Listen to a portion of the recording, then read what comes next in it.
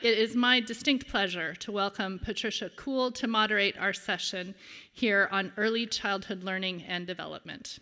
Right here to my right. Pat is one of the world's leading experts on early childhood. She directs the National Science Foundation-funded Science of Early Learning, is the Bezos Family Foundation Endowed Chair for Early Learning, and the co-director of the Institute for Learning and Brain Sciences at the University of Washington. Her TED Talks on the linguistic genius of babies has been viewed by millions, and if you haven't watched that, please do. Who doesn't love a TED Talk? I mean, so fun. She has done more than almost anyone I know to transform our understanding of how young children learn, and I'm honored to be a part of this panel, this worldwide panel of scholars in her company for this session. So please welcome our panel.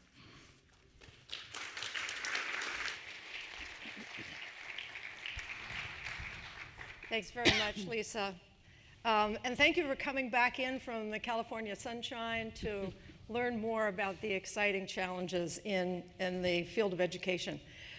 This afternoon, we're going to focus on a younger period of time and development before children get to school. You know, there was a time when we thought that that period before children got to kindergarten and first grade was not that interesting. There was nothing special about the brain of the young child. But what we're all going to tell you today is that the magic of early learning and brain development is the new rocket science. It's a frontier with excitement and challenges equal to climate change, medicine and health, and the mysteries of the universe that the new Webb telescope is revealing to us. Like the Webb telescope, new studies are showing us stunning changes that take place in the young brain that are produced by experience. And these changes help explain why young children are the best learners on the planet and how early learning builds a foundation for lifelong learning. So I want to start giving you a couple of examples before we get started with the panels of, what is it looking like in the brain? What are the new studies showing? And I'll give you two examples from my lab. In a study we published this year, we coached parents by telling them about brain development and encouraging them to speak and engage their children with a style of speech that parents all over the world use when talking to their children called parentese. And we did this when the parents were when the kids of the parents were 6, 10, and 14 months of age. A control group matched, got no coaching, but they were all measured in the same way. What we saw is that the amount of parentese affected the growth of myelin in the fiber tracts that connect the listening and speaking areas of the brain. Those tracts got longer, stronger, and faster by 2 years of age, and the kids' language skills, especially conversational turns, that back and forth, that's the magic of communication, were significantly better. These children are now age 5. It's 3.5 years since we talked to the parents and coached them about children's brains. And these kids are still on a totally different trajectory than the controls. Their language skills are significantly better, remain so, and their reading readiness skills far exceed controls. So this is the kind of foundational change. The experience that children had is changing the structure of their brains to enhance learning. What does it tell us? First, that parents can change when you give them information. Second, that infants' language skills are malleable, as Carol said this morning. These skills are not fixed and predetermined, they're malleable. And third, we begin to see the mechanisms by which experience shapes and sculpts the structure of connections in the brain. Again, lifelong effect of that early experience. The second study is one we just published last week with Taiwanese and Japanese collaborators. We're very interested in the magic of the social brain. Everything we know about children is affected by their social context. You'll hear a lot about that today. In this special laboratory, we have two very powerful MEG machines, and we put mom in one and the 5-year-old child in another, and we let them interact. And what we see is that during positive social interaction, the neurons in their brains fire in synchrony. This neural synchrony that we see ends when the social interaction ends. And neural synchrony has now been associated with better parent-child attachment and accelerated learning. We're now doing this with 5-month-old babies and their parents, and we're seeing similar results. Neural synchrony may be what binds us to each other and helps us learn from others our whole lives. You've all read probably the National Academy of Sciences study on the benefits of early childhood education. It produces job growth, better life satisfaction, and healthier people. All over the world, as you're going to hear today, early childhood programs are helping children become more independent, more empathic, more flexible learners who contend with the change and so show resilience in the face of life's difficulties. You'll hear so much more about that from today's panelists. It boils down to such a simple truth. The engine driving a child's future lies in the child's brain and its potential for learning. Science has shown children's vast and unparalleled learning potential. All children possess this inherent ability at birth. We are the activators of that potential. Early childhood builds a foundation for learning that lasts a childhood. So now let's turn to our panelists. Today we'll hear from 4 stellar scientists who each have brought their expertise to early childhood learning programs: a neuroscientist, a pediatrician, and 2 educators. Each of them will share a critical piece of their work and show how it can move us forward. And then we'll take your questions at one of the 4 microphones. We start with Bruce McCandless, the Piggott Family Graduate School of Education professor at Stanford's Graduate School of Education. Bruce is doing groundbreaking work on how education shapes the neural circuitry, why individual differences matter, and how neuroscience can enhance education. So Bruce, can you tell us about the child's early emergent skills and how they affect the abilities of children that the children need for school? What's happening in the brain, for example, as children learn to read? So I think this is a really rich question, and it doesn't necessarily have a trivial answer, but the fact that we're posing that question here today, I think is really, really important and embodies everything that we're trying to do in this meeting. What does all of these insights that you're going to hear about from these panel members about early childhood development and early childhood learning have to do with what you heard about in this first panel about schooling and kids acquiring these new kind of like culturally invented skills that they come to master and possess? And what on earth does this have to do with neuroscience? I mean, the president of Stanford is a neuroscientist kicking this whole thing off. We've got one of the most premier neuroscientists who flew down from Washington, and you've got me talking about some of my work with neuroscience. It's like a neuroscientist and an early childhood specialist and a reading specialist walk into a bar. What do they have to talk about, especially if it's trivia night? And the question is, why is education poised to be one of the most transformative forces that's going to impact the future of our species? If it was 20 years ago, you'd say nothing except a really dedicated difference of opinion, right? But we're not, it's not 1980, it's 1922, it's 2022. Sorry. And we live now in an age where we've got unprecedented insights into what binds us all together as human beings. We are all the recipients of this amazing biological endowment. We're all billionaires, 80 billion neurons inside your very own cranium that you own and that are you. And they can learn anything. It's like one of the most amazing interconnected entities in the entire universe inside the head of every single child. But then we're faced with these amazing questions about, well, why is the world so awful, Bruce? That sounds miraculous. Why is it that, we have, look at Eric Hanicek's map, why is it all blue? Like, what is going on here? And I think that Pat's introduction, you may have missed it. It was very subtle, but it was very powerful. I bet she spent hours on this, because it was a piece of art. I think you should publish it. What she said was this amazing human endowment that we have of not just 80 billion neurons, but 80 billion neurons connected by the unique architecture, the unique learning architecture of the human mind, is not in and of itself enough to create a modern thinking, pro-social human being. These are profoundly mediated by social interactions and by educational opportunities. And I think this marks, I love that Dan brought up Copernicus and Ptolemy, because I think this really marks, and I don't think it's easy enough to appreciate this. Most people might have an idea about neuroscience, which comes from 1980, Was that 3 left or 3 so far? I guess it's the halfway point. Yeah, okay. So I think most of us have this idea of neuroscience, which comes from 1980, but it's 2022. And the big Copernicus shift in human neuroscience, what makes human neuroscience so special is that another thing that Pat mentioned that I'd like to underscore. She said something that would be apocryphal in 1980. She said social interactions are having a causal force on the development of the human nervous system. That is remarkable. This is a profound shift. We are actually studying how is it that the way a child is interacting with their caregivers has a causal impact on the way the neurons are forming and rewiring and building circuits that they're going to use as their true enculturated endowment the rest of their life. I think this Copernicus shift in what is human neuroscience is now starting to realize that Vygotsky was right. The creation of the educated human mind comes as a causal output through these social interactions.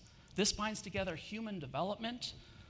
You've got this amazing endowment inside the context of a family, inside the context of caregiving, inside the context of extended caregiving, which is what this whole early childhood development panel is about. But then you also have it extended into enculturation in these skills that Eric was talking about. And we're starting to learn a new science of this.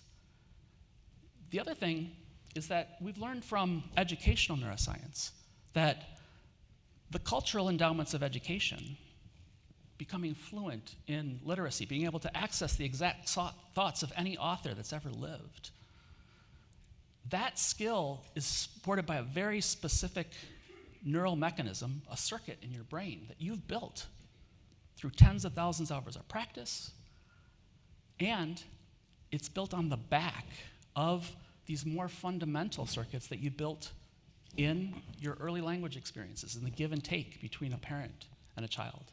And I'll stop there, but during discussion I'm going to weave in 2 other points that I think are a really big change, is that neuroscience is no longer in a laboratory. So if anybody wants to go over to East Menlo Park, into the Fairbanks neighborhood, you might be a little bit nervous. You might have heard that this is a high crime area or something, but in the middle of that is a school, a K-8 school, where every single kid, most every single kid who's decided to join us is getting a brain scan from kindergarten all the way through 8th grade, and they're participating in this discovery of how their brains are changing and unfolding and enriching as they engage in this very, very powerful educational journey. And at the same time, there are 10,000 kids across the United States who have committed to get a brain scan in 4th grade and then come back every single 2 years until high school graduation, which is going to let us see for the first time how the savage inequities of access to educational opportunity have an impact, a causal impact on the fabric of the human mind and the fabric of the human brain that my students are measuring every day. Thank you, Bruce.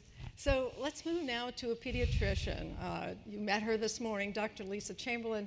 She's founder of the Office for Child Health Equity at Stanford's Department of Pediatrics.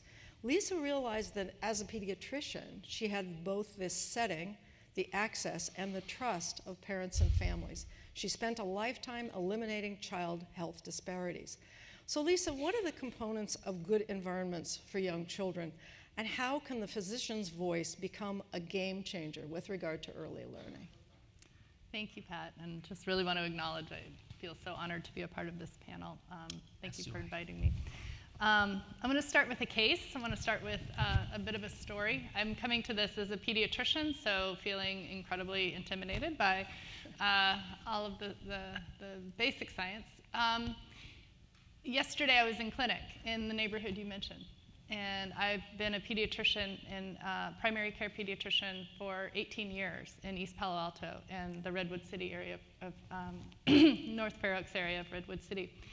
And it does have high crime rates if you look at those statistics. It is the richest, most resilient, hardworking, loving, resilient community, both East Palo Alto and Redwood City. I feel incredibly safe there.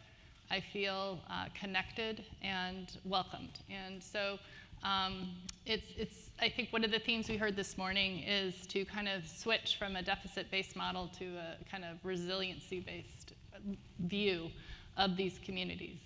Most of the families that I work with are 2 adults working 3 jobs, trading off childcare as they go through their days, working nights, working all sorts of shifts, often doubling up in their lodging to be able to afford the crazy rent here.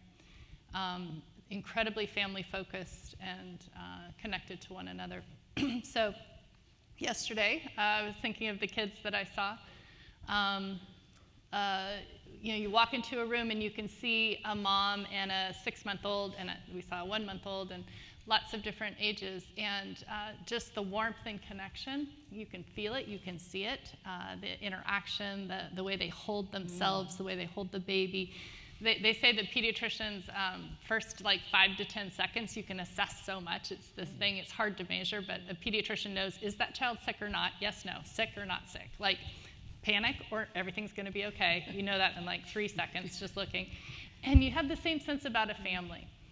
What am I walking into here? And one of the rooms I went into, that child was about 9 months old, big curly hair, big dark eyes, absolutely precious. And the mom and baby were sitting together. They were not, facing each other, but kind of side to side and quietly talking. And I walked in, they both looked up and smiled. And I just went, I can see how bonded you are.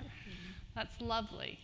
And so you can just see that, and I share that to say that, and then we went on and addressed the questions that they had, but then our clinic is full of all sorts of opportunities to strengthen the language and the learning for that child, and I hope to get to some of that in the question and answer, because I think that the transdisciplinary work we could do with neuroscience, with early childhood educators, is a real opportunity that we have not yet tapped. So I will briefly answer the question of what is a good environment. I also have a public health background as well as my medical background, so I'll draw on both to answer the question. We use a socio-ecological model mostly when we think about context, and so in the middle of the circle is the child in the family. And so the social constructs there that are so critical are predictability of the adults, consistent. You can anticipate what that adult is going to do. That's absolutely central. That plays out in daily routines so that there's some consistency in routines. That is all really dependent on having stable housing. That's dependent on having enough food. These are policy questions. The way we structure the costs of things. And I know the Child Trends report that came out that showed poverty was reduced in children last week in the New York Times. I cannot disagree more. All I hear from my families in the last 2 months, los precios, the prices. They cannot absorb inflation right now. They are not able to afford the cost of gas. They cannot afford the increasing cost of food. They are very price sensitive and really living on the edge. So I would love to think more about how we can get that message out there, that this is increasingly causing strain in that inner circle. So policies that support food security, both our formal food safety net and our informal food safety net, are critical. And then housing policy that guarantees safe and secure housing is absolutely central to that being a stable place. Those are the structural pieces. Beyond that, then you look at the child's neighborhood. Is it a predictable neighborhood? Is it safe? What about noise levels, noise pollution, ambient air pollution? Are you living right next to the 101? It's not an accident. Where Section 8 housing is, zoning laws, et cetera. So what is the environmental health of the neighborhood? Moving up, what is the neighborhood is in what kind of community? What kind of resources are there? Faith-based groups, recreational spaces, green spaces, shopping centers, and that again is also policy sensitive. Right. None of these things are accidents, right? How we build and zone our cities are highly politically influenced. And so really thinking about this in terms of systems, I just couldn't agree with Jonathan from the previous panel more. Looking at those systems is where the power is and what's driving the disparities. So we've gone from the child to the neighborhood to the community to the political context. I think the political context absolutely can drive down and influence that family unit. And so I think of those as kind of the critical components for a child and a political community where they value supporting schools and housing and food. All right, thank you, Lisa. So speaking of systems, our third panelist is Susan Bipa, country director at BRAC in Tanzania. Susan worked with the Tanzanian government to develop a play curriculum for 3 to 5-year-olds. Susan's work produced a national document to ensure the use of play curricula for all Tanzanian children. So Susan, what elements of early learning are universal? And how do you incorporate local culture and practices into your programs? Yes, thank you so much, Patricia, for that introduction. And I just want to take this opportunity also to thank the former speakers who have actually given great insights to the topic that we are discussing this afternoon.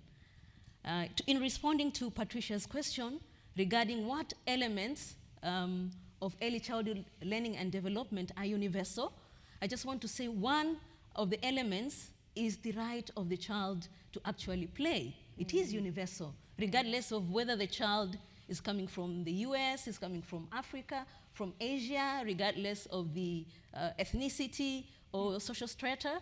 Every child has the right to play. And I'm going to relate mostly to BRAC's ECD programming, the iterations that we have. We have several iterations when it comes to BRAC ECD program, being the Play Lab. I know some of you have heard about the Play Lab, and even in the introduction of Charles Che, he talked a little bit about BRAC's ECD programming. We have also the humanitarian Play Labs that are in Uganda and Bangladesh. We have the social enterprise Play Labs that are in Tanzania, and we also have radio Play Labs adaptations in Uganda, Tanzania, and Bangladesh. And as an organization, we have developed a curriculum which is I would say it's a low cost, uses a low cost model, but it is of high quality. And one of the central or key focus is the universal right of a child to play. And this curriculum, actually, it is facilitated through child-led activities, which of course support the cognitive, social, language and development. And in terms of the curriculum, it relates very much to the cultural context. It has been developed through different iterative processes in all the 3 countries of Bangladesh, Tanzania, and Uganda, but each has its own cultural adaptation, has its own cultural context. Just to give you an example, when we have our play leaders delivering sessions in the ECD centers or in our play labs, for example, when it comes to children being stimulated to learn about vowels, A, E, I, O, U, children would actually use songs, they would use rhymes, they would use games, they would use poems. But in Bangladesh, they use cultural practices that relates to all these songs and practices. In Tanzania also we do the same. Whatever we develop, the child-led activities, they actually reflect the culture of Tanzania and Uganda as well. So I would say in the curriculum, we have incorporated all elements of cultural practices that suit the context of a particular country. And we have been advocating and we have been champions as BRAC in trying to actually help governments to adopt the learning through play approach. As Patricia has just said, like recently, the government of Tanzania, where I'm coming from, through the support of BRAC's ECD work, we've been able to develop this curriculum for children below the age of 5 years. And this curriculum has actually been adopted by the government. It's now a national document. So whoever is going to open an ECD center, whoever is going to run an ECD center will in fact be required, will be obliged to use this child-focused curriculum. That is one. The early learning or playful learning is one of the universal components of early childhood education. Another is on the physical environment. When we talk about physical environment is universal. And physical environment refers to a safe space. This is a space where children actually learn. This is where children get their learning activities, and it is inclusive for every child. And these physical spaces, they have to be secure, they have to be safe, they have to be free from all forms of hazard. In whatever physical space that we see in all countries, they are universal, and the element of them being safe, free from hazard, is one of the key universal elements. When we look at our spaces, like in Bangladesh, Uganda, Tanzania, Sierra Leone, where we have the ECD centers, they're of different forms. They're not the same. In other countries, they are co-located with the government. They're within the government premises. Others are just standalone safe spaces, like in the humanitarian settings. You have others that have been sustained, and they're being run by our play leaders. And the play leaders have become macro-entrepreneurs, and they're running them. But in terms of incorporation of cultural practices, for example, in Tanzania, we have a lot of coconut trees. The learning materials that you see there, they're made of the coconut, they come from the coconut plant. But in Bangladesh, there's a lot of bamboo also. Most of the learning materials, learning and play materials, actually come from the bamboo tree. As well as in Uganda, they have a lot of banana trees, so most of the learning materials come from the banana trees. And a third component that I would just say is the physical interaction and relationship, which is very key as a universal component for in early childhood development and learning. And in terms of physical interaction, it is key for parents to relate with children. It is key for caregivers to relate with children. And in all this, there is a saying in an African proverb that it takes a village to raise a child. So you have young women who are being trained in our ECD programming, and they actually facilitate and lead these sessions in our play labs. So in a nutshell, I would say that we have many elements that are actually universal when it comes to early childhood development, including the brain itself. But these are just, in a nutshell, some of the features that I've mentioned. Yeah. Thank you. Thank you, Susan. You inspire us all. The fact that you can establish for the government a playbook for play and all the children is absolutely amazing. Thank you so much. Our fourth panelist is Rookmini Banerjee, the CEO of Pratham Education Foundation. Rookmini works with families and communities. Her work illustrates that while the learning potential of young children is universal, their cultures differ in important ways. Rookmini's work shows how we capitalize on cultural differences when working with families and communities. Rookmini, how do you help families and communities understand the importance of early childhood learning? And how do you help them deal with the challenges of providing children with the learning opportunities that they need? Patricia, I have to do something which is culturally very specific to India. On TV, when the interviewers ask questions, the panelists answer whatever they want and ignore the question. You go right ahead. You go right ahead. I give you permission. But since I'm here and we are supposed to listen to some guidelines, and I will come back to your question. Break out, just.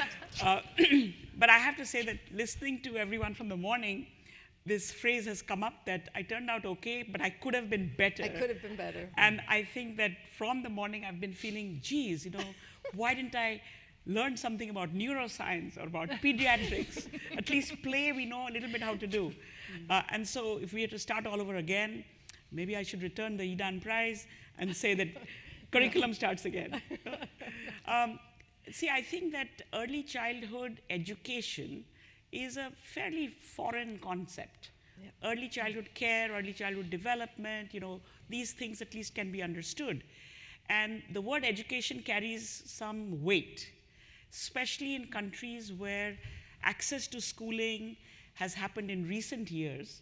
So aspirations of parents and of families and of communities to say, I didn't get a chance to get school, so let me give my children as much schooling as possible, because more is clearly better, is I would say, a challenge. Yeah. Because this has led in India to children being enrolled in formal school earlier and earlier, because the middle class or the upper income families put their kids into what is called school, but could be play school or whatever, preschool, The word school, I think, is a little bit of a problem because everybody feels that if somebody that I know who's well off has their child in something called something school at age 2, then I'm being left out because my children are not getting an advantage. So in this context, I think there is a great need to really think about what should children be doing in the years before formal school. What is the age at which, or the stage at which actually, that you should come into formal school? And I think there's been a lot of debate about that in India. And of course, anytime there's any educational debate, everybody wants to know what is happening in Finland. The number of people in Finland is equal to the number of people in my neighborhood, but we still look at Finland. And apparently in Finland, children don't do formal schooling for a long time or something. But anyway, so we are at this moment in India. There's a new education policy. And the best thing about the new education policy, which is only 56 pages long, is on page 7, it says in a box, which should be translated into every Indian language and put on billboards, it says that if children don't reach a foundational, they say literacy and numeracy, but we'll extend the definition to say if you don't have strong foundation, by the time you're in grade 3, then the rest of the policy is irrelevant. Yes. And so we feel, you must clap. This is fantastic. This is fantastic.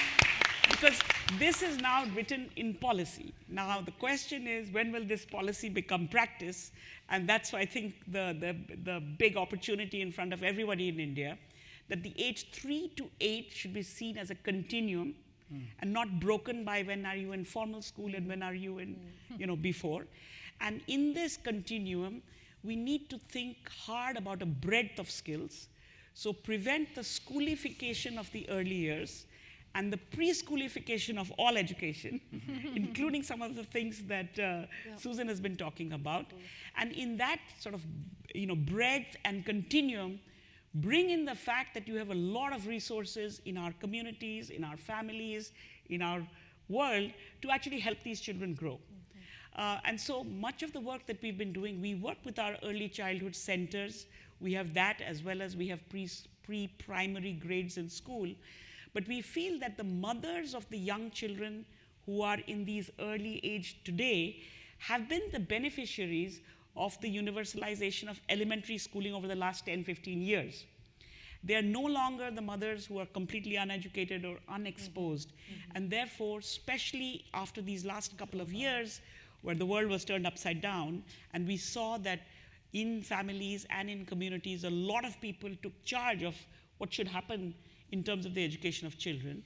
So we are working, wherever we work, we feel that mothers need to be included as a central part of the child's learning. And I'm so happy to hear that even at Stanford, everybody's saying that same thing. Yes. All we need to do is what's happening to the brain of all these people, and then it'll all be fine. And not just mothers and children as pairs, but we find a great deal of strength coming from groups of these. So during COVID, we learned a lot during COVID when movement was difficult, that in your immediate neighborhood, moms and children and each other, they're all friends, or at least they are together. And therefore, how can you organize these groups on a regular basis, almost, I would say, not as institutional as going to school at a certain time and coming out, but how do you get groups of mothers to actually interact with each other and with each other's children on a regular basis, doing activities which include play, which include physical activity, which include doing a lot of different cognitive activities, but with vegetables around you or the materials that you see and so on. And small little studies that we've done, even calling it a study may be going too far, is we find that some of the inequalities of lack of, let's say, cell phone, lack of other kinds of economic assets, lack of education seems to be ameliorated when you're part of a group. Yes. And therefore, we believe strongly that this, and for many reasons, knowing how to work as a group is advantageous as you go forward in life. Wonderful. So I'm not sure I answered what you asked, but you did a wonderful job. Right. Thank you very much. Great. So we want to energize this panel and our discussion by having you weigh in and ask your questions. There are 4 microphones, and I'll keep an eye on them to introduce you and allow you to ask questions. And while you get your thoughts together and get to the microphones, oh, it looks like we've got people already. Let's start with something from the audience. I'll start over here. Go ahead with your, oh, you don't have one. All right. How about, are we over here? Are we ready over there? Not yet. All right. Here? Okay. Let me start with something that's come from online. This is from Brent. What role does teacher education play in disability inclusive sustainable development? And how can we be more intentional about infusing disability studies and social justice into this work? Anyone grab hold of that one? I mean, I can start by saying one of the things that the early brain science is showing us is how malleable, how plastic the child's brain is. I mean, it does tell us that no matter how children come into this world, this phenomenal learning that we see in all children gives you the hope that even with disabilities, that environmental interventions that are research-based can do a lot to change that construction of the brain, which is so rapidly happening in that early period. It gives you much more of a feeling of flexibility with regard to can everyone improve? Everyone can improve. You don't ever give up on children with disabilities. I mean, the science is demonstrating that every day. Lisa, do you have something? I would just jump in. I think he's really going to enjoy the next panel, where the focus is on learning differences. I would say that we have, over time, really changed how we look at learning differences and even shifting some of our language around disabilities versus things living on spectrums and things like that. So I think there's an evolving perspective on that and coming from the field of pediatrics. Overall, though, we would say that it's important to advocate for all kids, regardless of their diversity in learning, so that they have equal opportunity. But I mean, that's kind of mother pie, apple pie. But overall, I think it is definitely a moving field and something that the next panel is going to dive a lot more into. Agree. Do we have someone at the microphones? Yes. You have two. Two. Where are they? Okay, here we go. Yes. Thank you. Go ahead. Hi, my name's Devin McClurg, and I'm with BRAC. Thank you, Susan, for your remarks. I wanted to ask a question about financing, because we know that the neuroscience is there. We know that there are economic cases to be made for the importance of early childhood development in terms of the return on investment. But government commitments, whether it's here in the United States or in Tanzania or Bangladesh, where we also work, the budgets are so constrained in terms of what they can actually put in to be able to invest widely in early childhood development. So what can the leading minds on the stage right now offer the rest of us to be thinking about how to influence policymakers to really put the money behind this important area of work? Yeah, I can take that. Devon, thank you so much for that question. And I'll just give an example of Tanzania. Basically, we have developed a national multi-sectoral ECD plan that runs for 5 years. In fact, it's one of its kind. Apart from South Africa and Tanzania in Africa, those are only the two countries that have that plan. And what we are doing through our Tanzania Early Childhood Development Network is trying to ask the government to at least invest 10% of their budgets. We are pushing, we're advocating for that to support early childhood development activities. I know with governments, their priorities are in other sectors, and they've forgotten everything about early childhood development. So we, as practitioners, as educators, we have joined forces, and we are pushing the government to invest at least 10% of their budgets in early childhood development activities. Rookmini, go ahead. So if I can add, it's not just how much money, but how you spend it. Yes. And where this money comes from and who owns it. I think all of these things are important if we are going to really put the bang behind the buck. If you think about it, while these policies and budgets, and especially now when maybe a recession is coming, in many cases, I think the financial climate is also a shock to the system. We have to really rev up what are the kinds of resources and know-how that are available in local communities that can at least ensure that this basic foundation gets built. That's not to say that money is not important. Money is important. But I think that if this is not done well, any money spent later is a waste. Right. And I think this is a message that needs to go out very loud and strong. The first 1,000 days, the next 1,000 days, and I think there is research from around the world, but sometimes you also need that kind of research in the local community. It's not enough for me to say there are many Head Start studies. I know that's America. There's not enough to say in my own country, Kerala has studied. Oh, well, that's Kerala. You need, I think, pieces of evidence that can be produced in a systematic way, but also make this case. And who asks for this budget increase? My big hope for India is that these groups of mothers are going to demand more and more. Exactly. And therefore, if you have that, because they've been part of the journey, not because they've been outside it. Right. So I think this question of how much money and how we spend it, who asks for it, is really important and needs to be looked at every level. Excellent. I think that's an excellent point. This also reminds me of a question or a discussion I had with Dan Schwartz when I first came to Stanford about what we're trying to put together education and neuroscience. Can you tell me exactly how that's going to lead to an improvement for either one? And I'm like, yeah, no, not really. But I have a sense that, and Dan and I both shared this sense that there's going to be some surprising things that come out of this. And I think that one of the most surprising things that might come out of this, that might speak right to this question about economics and how do we as a people, provide funding for high quality early childhood that builds resistance in children, high quality education that builds these foundational skills that if not reached by a certain age is likely to have, catastrophic effects. And being here at Stanford, there's a lot of crosstalk across different schools and disciplines, and one very powerful idea has kind of grabbed me recently. Early childhood support and early childhood education are actually a foundational public health issue. They are tremendous mediators and moderators of public health. We're starting to see in many, many ways the education level that somebody obtains has a huge impact on how they can advocate for themselves, being a healthy person, how long they live.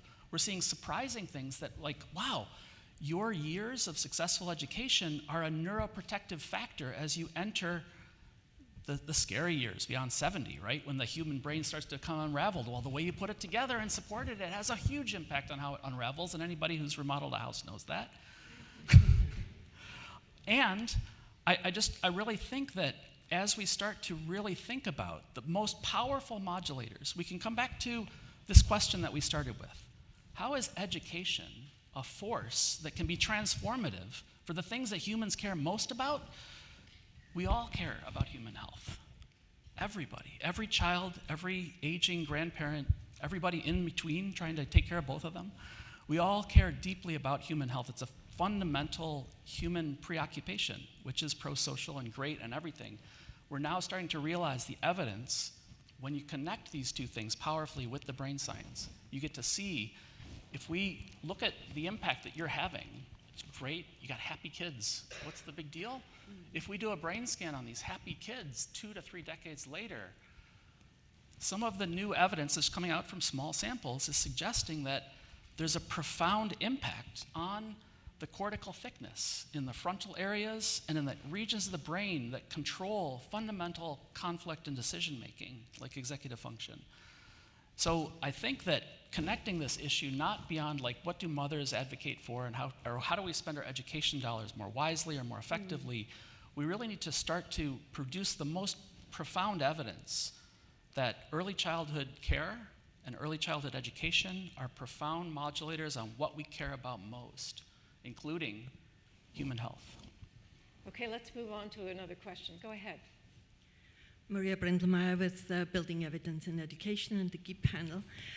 So my question is, we've heard a lot of kind of small pieces of evidence that we have. How can we encourage more evidence that look at the long-term effect of ECD and kind of through longitudinal studies or whatever that is?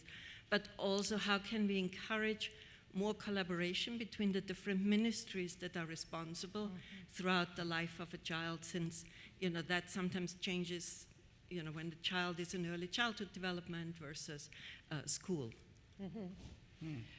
I can just start with that one. I mean, I think that there has been a disconnect between the early period and the school age years, and it would be so much better if we thought of it being a seamless pipeline from primarily informal learning. I mean, all of early childhood is informal learning, into the more informal and formal learning that is presented by school. And this disconnect doesn't do anyone, the parents nor the children, any good.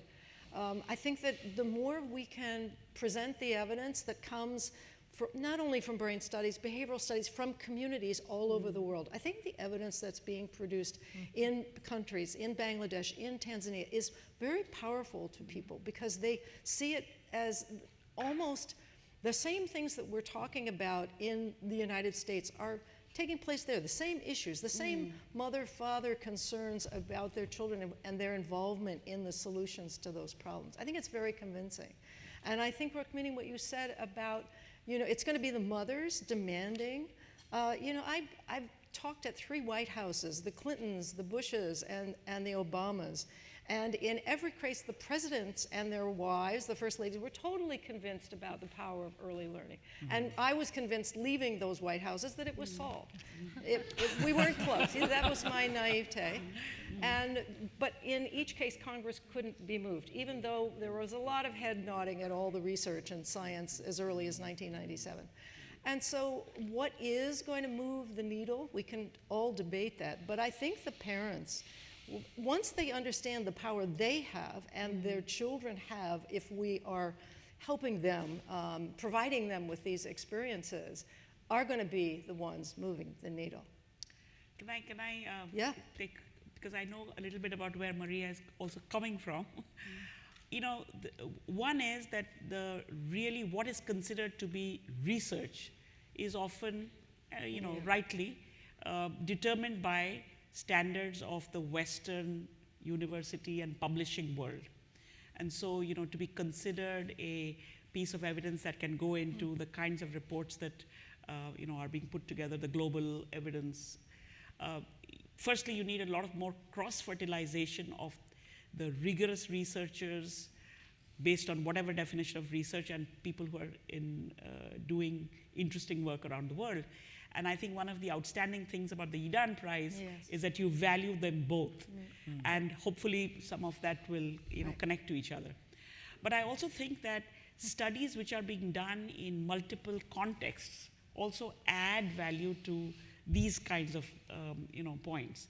We've been involved with a long series with Esther Duflo and Liz Pelkey, where they're looking at what is the pre-math kinds of abilities that children have. And one of the most shocking things that, shocking is a bad word. What is a good shock? Yes, surprising things, promising things that we found is they did a study in Cambridge, Massachusetts. I don't know with what kind of population, but whatever it is vastly different from the urban slum population in Delhi. And they found that the distribution of innate ability of various kinds of pre-math stuff was very similar. Exactly. But when they go to school, our kids seem to get left behind in some way, which points to the fact that it is what the school does to this innate ability. Rather than build on it, we are sort of sidetracking it and going into something else. So I think these multi-context studies, I think also add a great deal, both to researchers, doing this kind of research in multiple places, but also challenging some of the, that if you come from a low-resourced environment, you're going to have deep disadvantage, which I do believe is true. But here comes a study which says the innate ability distribution is not different. So I think that these are the kinds of things which are, but if we all had to wait for Esther Duflo to come and do the study, it would take a long time. So we have to do it always and everywhere, in every community. Let's go back here. Hi, my name is Aman. I have a question for Dr. Banerjee. So I was wondering if you think getting groups of teachers to share their knowledge and ideas with each other could have similar effects to the ones you described of getting groups of parents together in a community. I mean, I can only speak for India. Maybe the others can speak for other places. So I think our teachers, especially the teachers of first grade, are really important because that is often for children the first time you've been in a institutional learning environment. Now, most schools, at least the government schools in India, nobody wants to teach first grade because it's like the toughest grade to teach. So usually the most junior teachers are there. Now, if it's so, and you have a curriculum that has been famously described as overambitious right from the beginning. So therefore, I think that there is a lot of scope for sharing good practices across the board. But I think in many cases, except for very outstanding teachers, the first grade teachers, at least in India, sharing practices, I think they'll share a lot of challenges and a lot of frustrations about how this needs to be opened up. Very often, we have a whole system in India for early childhood. It's called the Integrated Child Development Scheme, which does health, nutrition, and early childhood education. Often, the main worker there, who may not be highly trained or educated, but is very connected to the community, can offer insights. But the formally trained teacher and this less trained sort of community worker don't have a place to meet. So sharing is a good idea. Who and where and how, I think, needs to be worked on, probably varied across the different contexts even in which we work. Yeah, the extent to which the grassroots, the people in the community have to partner with the teachers and the parents to help bring this about. And because this common understanding of what the potential is and the joy in learning that children have is something that people can get behind, understand, and then demand. See, that's what children deserve.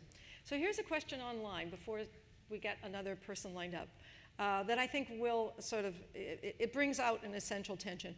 How do we balance a student's attraction to technology and entertainment and curricular-based learning?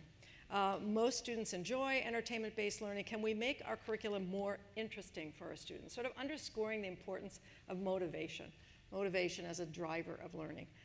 What do we think about that tension between those two? I mean, technology isn't everything that motivates. Children are motivated by being with each other. We can see during the pandemic that children missed being with each other and playing and interacting and feeding off of each other. And so it isn't just technology that excites them. Kids are excited by being with each other. But I do agree that this push and pull about technology is there in the early period as well. It certainly wasn't a decade ago. But it is now. The number of parents, at least in America, and I don't know if that's true across the world, the number of parents who take a device and shove it in front of their children. When you see American restaurants with parents and a couple of kids and everybody's got a device, and instead of talking to one another, they're all working their devices, it's pretty shocking to see that. Any thoughts about that? Yeah. This is where I really appreciate the contribution of the neurosciences. Back when I started, there was a lot of push around Baby Einstein and some of these kind of video-enhanced ways to interact with kids. And some studies pretty quickly came out. They had put EEG wires on kids' heads. You can really watch their brain waves. And they could see that when a child was interacting with a parent, the thing was going crazy because the child's brain was really firing. And when you put it in front of a screen, it just went, it just flattened out. And it would move again if something on the screen moved. So it was visual cues that the brain would track. But other than that, it wasn't getting language, it wasn't anything. And so that data was so important for us to say what your child needs is blank, which is interactions, shared reading, things like this. And our American Academy of Pediatrics has come out with guidelines about limiting screens to 0 before the age of 2, and then only in shared situations above that. As this came up a little bit in our last panel, I think that technology is one of the 4 components Dan alluded to as an opportunity for disruption, is that it's not all bad. And I think that while we have to let the science guide us and set some guidelines, I think it opens incredible connectivity opportunities for us. So one of the things that we're really interested in is disrupting in pediatrics and becoming a part of your early childhood system.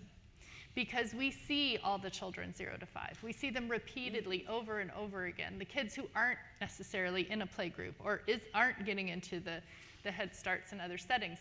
They are coming to the pediatrician. So how can we leverage that connectivity to the caregiver through technology to promote more interaction?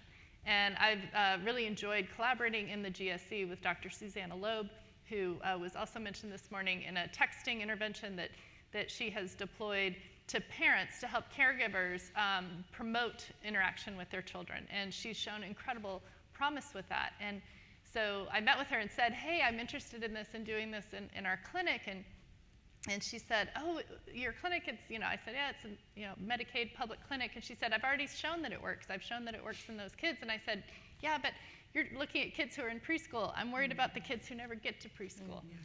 And she said, we have a really hard time finding them. And I said, Suze, that's all I bring to this party. They come into me over and over and over again. They trust me. I have their real phone number. They give me their real phone number. We're texting them. Don't forget your appointment. Don't forget to pick up your prescription. I could be texting them. Talk about the color red today. Point out in the grocery store the letter of your child's first name, right?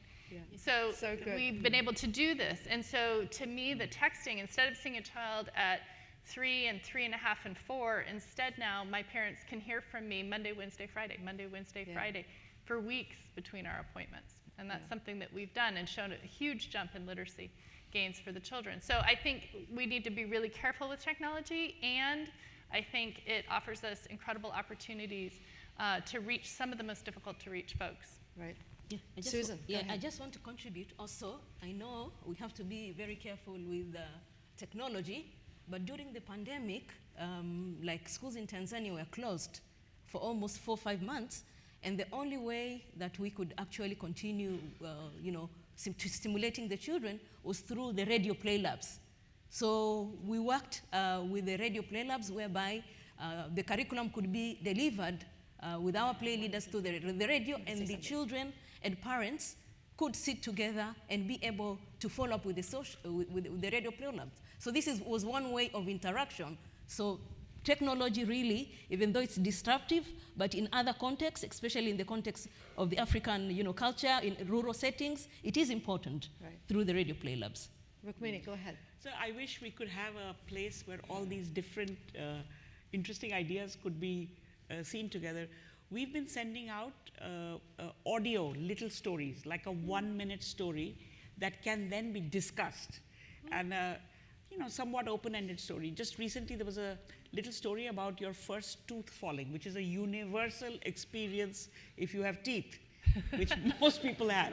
And then that's always also a very exciting experience because, although it's happened to others, when it happens to you, it's signaling that you're of a certain age.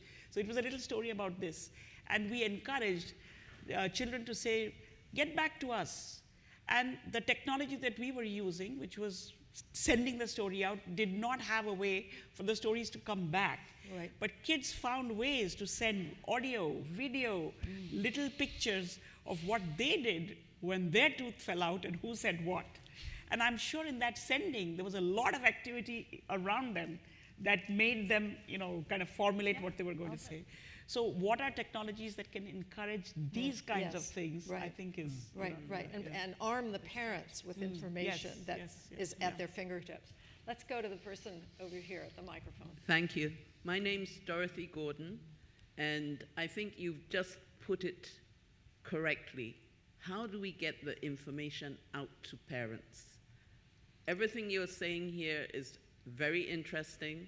If you're in the field and you've been following, you're aware of it, but there's this huge gap between that and the knowledge of parents. And what do we do as a society? Is this something we should be teaching people at the high school level? That they have to prepare to be able to do this for their children? And I'm a little bit alarmed by the conversation which seems to be leaving men out. Rookmini, you talk about mothers. Are there no fathers? Is there a difference in the kind of pattern you see when a man interacts with a child as opposed to a woman? Do share and tell us. But I think that we've been trying to move from a situation where women are seen as the exclusive caregivers to having a more inclusive kind of approach. And I'm not seeing that happen here. Well, these four powerful Very good women, points. world changers, allowed me to join them, so I feel honored by that as a man.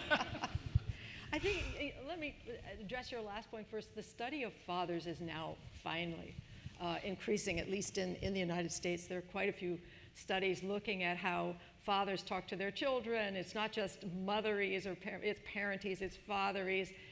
And in the two-person neuroscience studies we're doing, we're comparing mothers and fathers.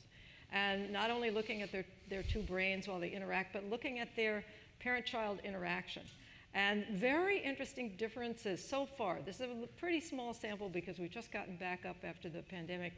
The babies are crying less when their fathers are the ones interacting with them. Now, what's that about? I don't really know. But I think we are going to see differences between the parenting styles and practices of men versus women, and it might relate to the amount of time the fathers are spending with the children.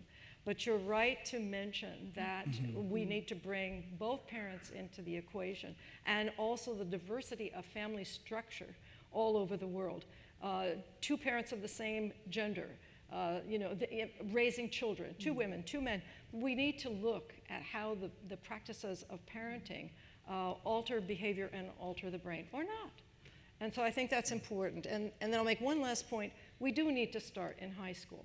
Maybe we need to start in middle school, telling people about their brains, about how every experience we have alters our brains all our lives, and that when we raise children, we're growing those brains. I think that the populace, at least again in the United States, is very unaware of the power of we, meaning the collective we, in raising the children. And when parents, regardless of social class, understand the power that they have, there's a great pleasure in understanding that everyday activities are what's building that brain, and that every baby's capable and every parent is capable of those interactions.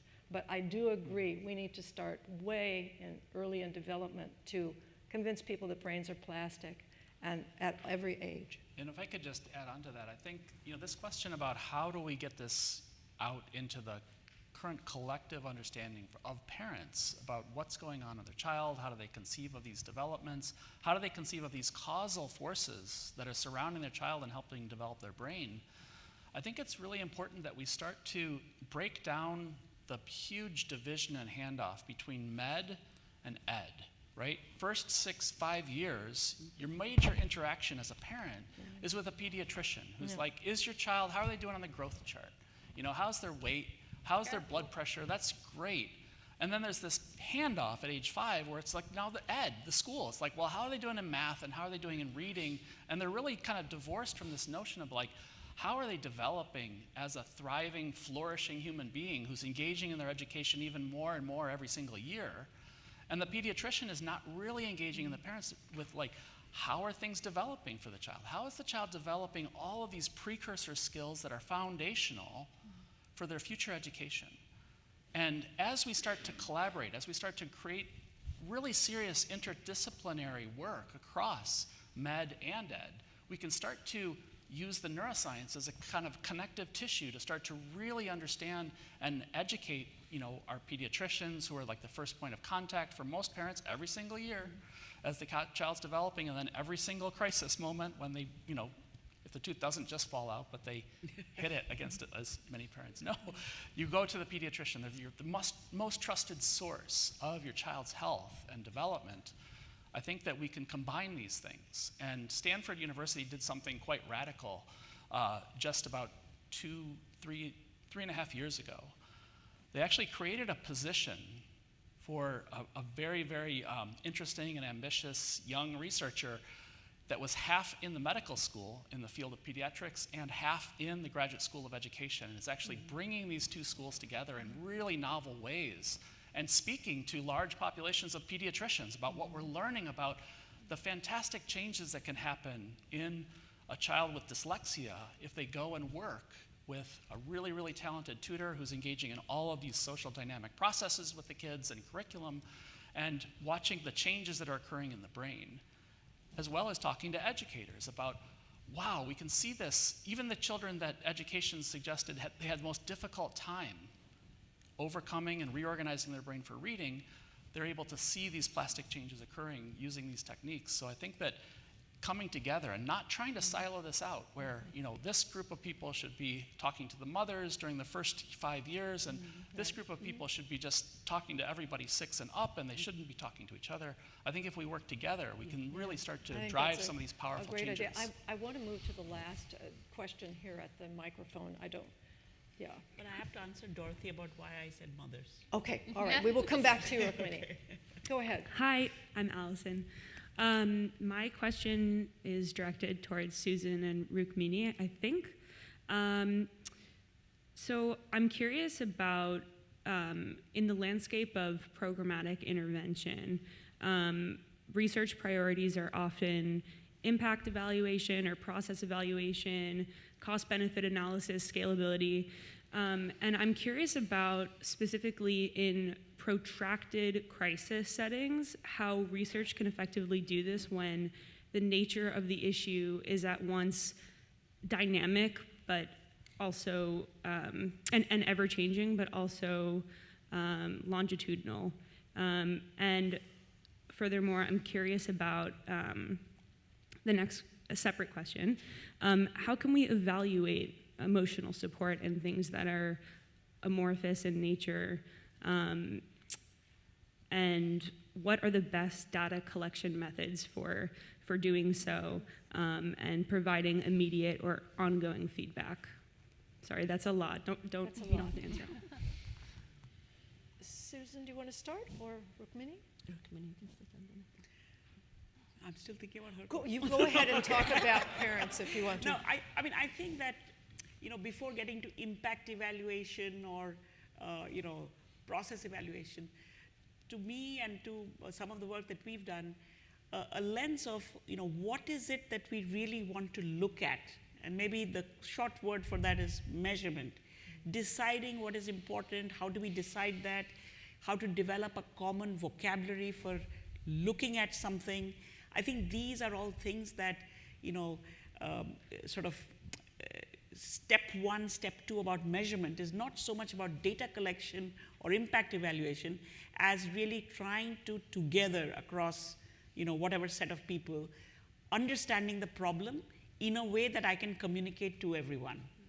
So to me, that is an important one, and it will obviously be different in different contexts, but if a group of people, whether it's across projects, across communities, cannot come up with the same way of talking about it, then it's difficult to move, ahead. And then I think that how do we build that into common conversations? How is your child doing? Now, the pediatrician has a particular way of answering that. Is your child happy? It means many different things to many different people. So it just seems like around some of these, having common conversations and agreeing on how to express this is the beginning point, which can then lead to more, systematic stuff.